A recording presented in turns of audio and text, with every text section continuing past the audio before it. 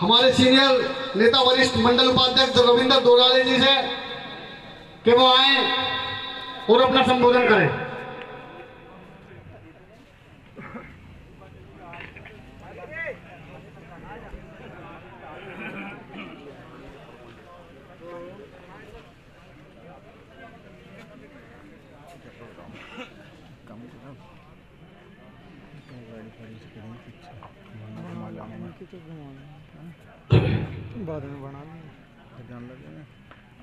आदरणीय आज के इस धरने के अध्यक्ष जी, हमारे बीच में उपस्थित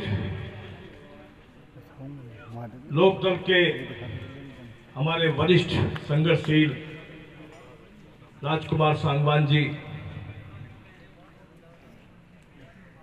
और भी लोकदल के वरिष्ठ और अन्य संगठनों के सभी साथी और भारतीय किसान यूनियन के जुझारू किसान साथियों,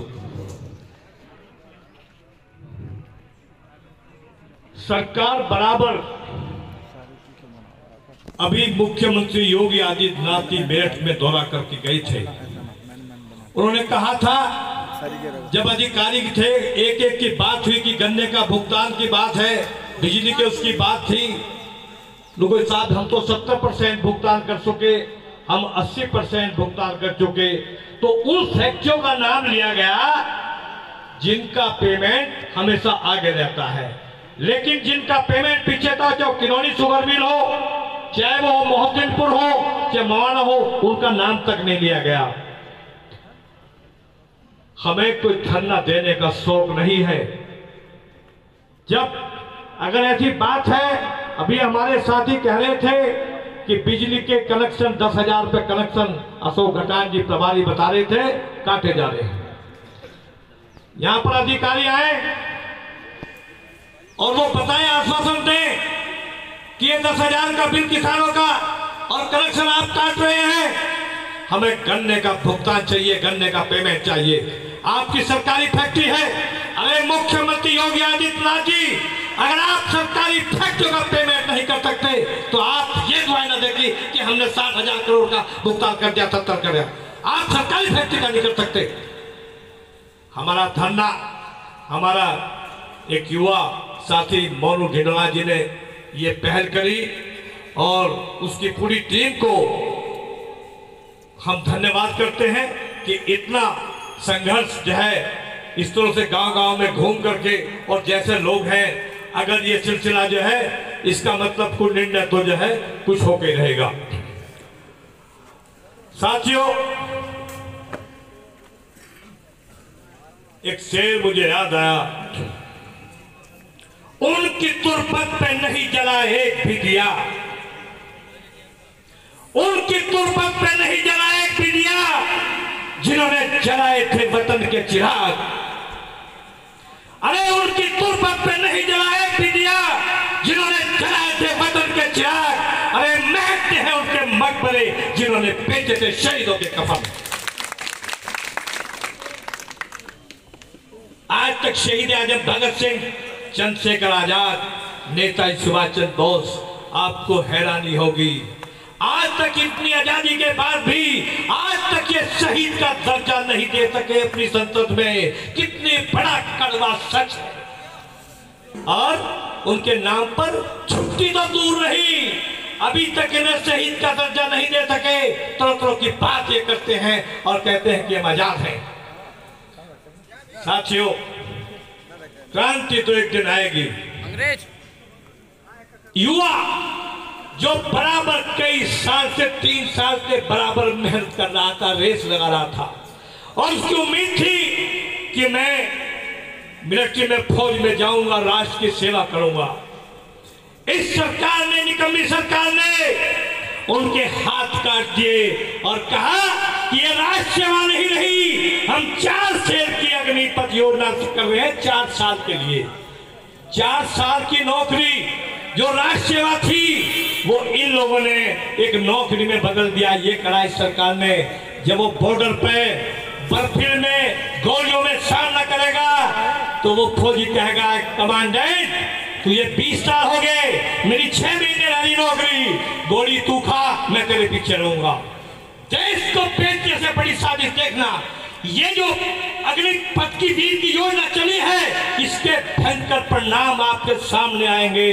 देश को बेचने की साजिश कर दी लोगों ने। अरे तुम गौ माता की बात कर रहे हो, जो घर हमारे खेतों में गाय सांड सब फिर रहे हैं, और जब उनको कहा कि मोदी जी इनका इलाज कर दो, तो इलाज क्या हुआ?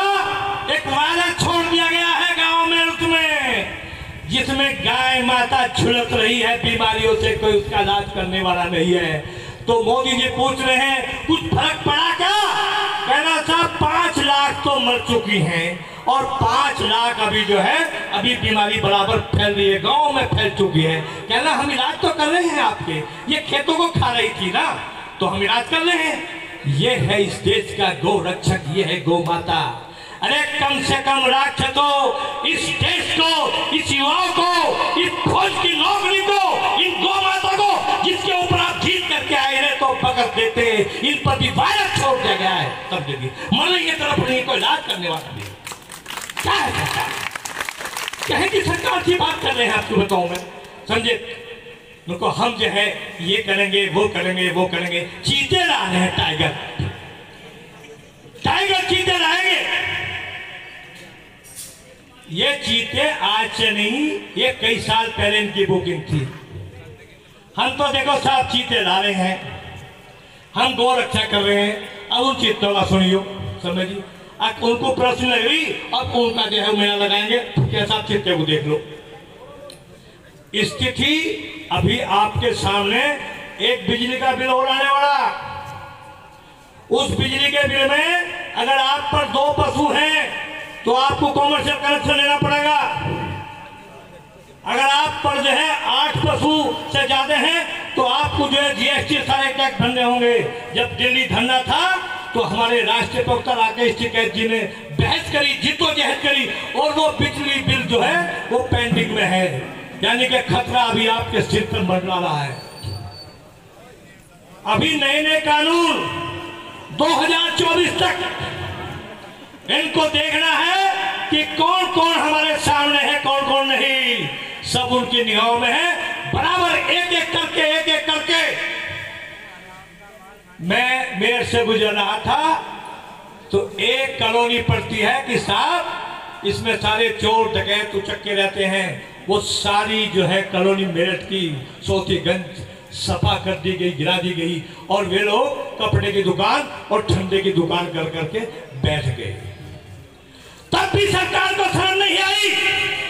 अभी 7 दिन की बात है, मैं वहां से गुजर रहा था तो उन दुकानों पर भी बुलडोजर खड़े थे, और वे लोग कह रहे थे कि हमारा रोजगार आपने हमारा छीन लिया, सारा छीन लिया, कम से कम हम अभी दुकान कर रहे थे। कहने लगा ऐसा है, ये आपकी 4 फुट इसके अंदर आ रही है, ये तो हमें तोड़नी पड़ेगी, ये तो तोड़नी पड़ेगी। स्थिति है साथियों, स्थिति बहुत नाजुक है। हमें संगठन ही बचा सकता है। अगर हमें बचने का कहीं तरीका है तो भारतीय किसान यूनियन का संगठन जो टोपी है, हमें इसकी सदस्यता लेकर के हमें गांव-गांव में निकलना होगा, अपने संगठन को मजबूत करना होगा, तो ताकि ये जो 2024 है भाई, इसको तो देखना हमें पड़ेगा।